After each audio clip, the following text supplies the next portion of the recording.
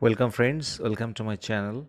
Friends, today I'm going to write an application for a new ATM card. So friends, let's get started.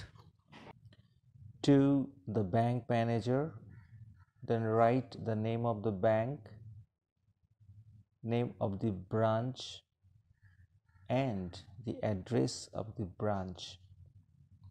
Subject of the letter, you must write application for new ATM card.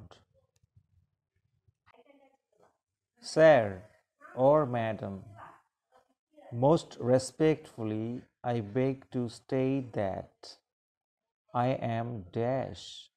Write your name here, comma, a savings account holder of your branch.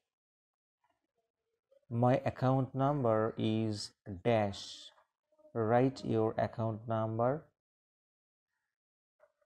I regret to inform you that I have lost my existing ATM card. I have a lot of problems in money transaction now. So I request you to issue me a new ATM card as soon as possible. I have attached all the necessary documents along with this letter. Thanking you. Yours faithfully. Write your name, full name,